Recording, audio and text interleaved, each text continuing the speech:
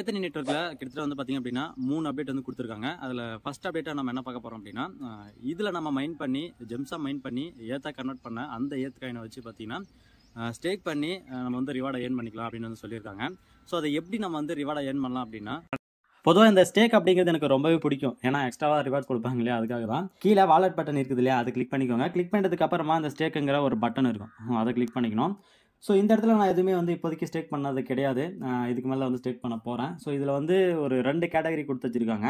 100 ஏத்தை நம்ம வந்து ஸ்டேக் பண்ணோன்னா VIP 1 ஆகவும், 3000 ஏத்தை நம்ம ஸ்டேக் பண்ணோன்னா VIP 2 ஆகவும் நம்மளை வந்து பார்த்திங்க அப்படின்னா பிரதிபலிப்பாங்களாம். ஸோ இவங்க தான் சொல்லியிருக்காங்க, நான் கிடையாது.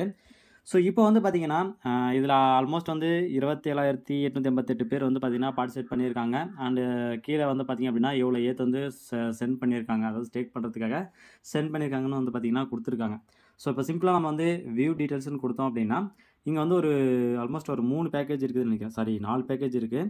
இந்த 4 பேக்கேஜில் 12 மாதத்துக்கான பேக்கேஜில் வந்து பார்த்திங்கன்னா 14% வந்து இன்ட்ரெஸ்ட் ரேட் வந்து கொடுப்பாங்க. நான் 100 ஏத்து கொடுக்குறேன் அப்படின்னா எனக்கு வந்து 14 ஏத்து வந்து பார்த்திங்க அப்படின்னா கொடுப்பாங்க. அப்புறம் 6 மந்த்தில் ஒரு பர்சன்டேஜ், 3 மந்த்துக்கு ஒரு பர்சன்டேஜ், அண்ட் ஃப்ளெக்சிபிளுக்கு வந்து பார்த்திங்க அப்படின்னா 3.4% வந்து பார்த்திங்கன்னா ஃப்ளெக்சிபிளுக்கு வந்து கொடுத்துருக்காங்க. ஸோ இதில் எல்லாத்துலேயுமே காமனாக ஒரு விஷயம் ஒன்று இருக்கும். அது என்ன அப்படின்னா, இப்போ நான் இந்த ஒரு பேக்கேஜை சூஸ் பண்ணிவிட்டு சென்ட் மணி அப்படிங்கிறத கொடுத்துட்டு மேக்ஸிமம்ங்கிறது கொடுக்காம 100 மட்டும் தான் நான் கொடுக்க போகிறேன். ஏன்னா மேக்ஸிமம் கொடுத்துட்டு எல்லாமே போயிடும் இல்லையா, அதுக்காக தான்.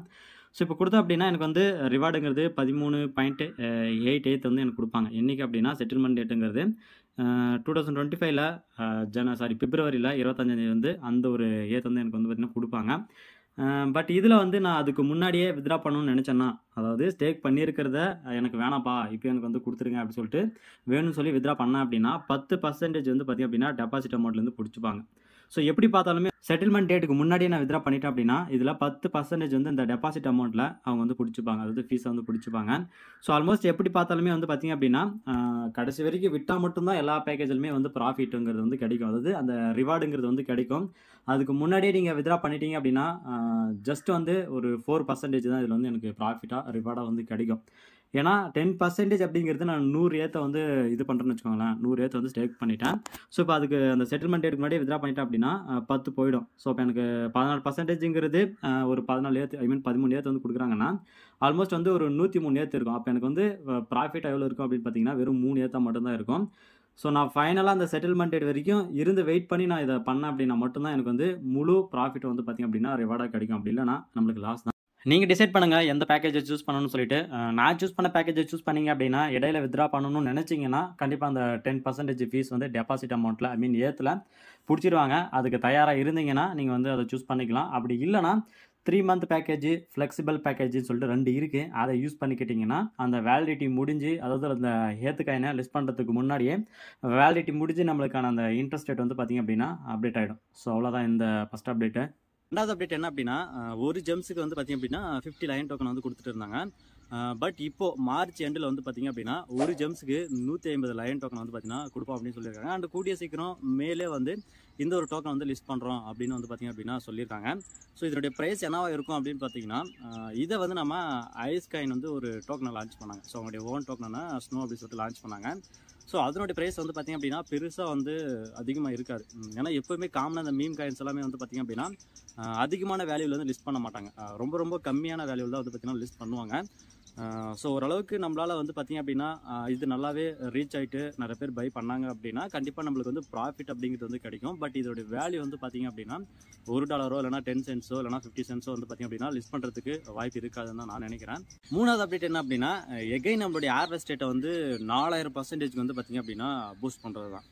ஸோ இதை சொன்ன உடனே நிறைய பேருக்கு வந்து தோணும், ஆல்ரெடி 300%ன்னு சொல்லிட்டு $3 ஸ்பெண்ட் பண்ணி பூஸ்ட் பண்ணி வச்சிருக்கேன். ஸோ அப்போவே வந்து பார்த்திங்க அப்படின்னா உனக்கு அதிகமான ஜெம்ஸ் பர் ஹவருக்கு வந்து கிடைக்கும். இந்த 4000% பூஸ்ட் பண்ண அப்படின்னா உனக்கு எவ்வளோ கிடைக்கும் அப்படின்னு சொல்லிட்டு ஸோ ஆல்மோஸ்ட் வந்து நான் கால்குலேட் பண்ணி வச்சுருக்கேன்.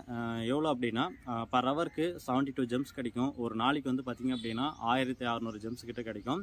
ஸோ அதுவே நம்ம ஏத்தா கன்வெர்ட் பண்ணோன்னா ஒரு நாளைக்கு 80 ஏத் சம்திங் வந்து கிடைக்கும். அதுக்கு நம்ம டாலர் ப்ரைஸ் பார்த்தோம் அப்படின்னா கிட்டத்தட்ட ஒரு நாளைக்கே வந்து $400 எனக்கு ஏத்து வந்து பார்த்திங்க அப்படின்னா மைண்ட் பண்ணி தரோம். நம்ம இந்தியன் ருபீஸ் படி பார்த்தோம் அப்படின்னா கிட்டத்தட்ட வந்து பார்த்திங்க அப்படின்னா 32,000 அரௌண்ட் வரும். ஸோ அந்த 32,000ங்கிறது வந்து பார்த்திங்க அப்படின்னா மாதத்துக்கே வந்து 10,500,000. ஸோ சீக்கிரமாக லட்சாதிபதி ஆகிடும்னு நினைக்கிறேன்.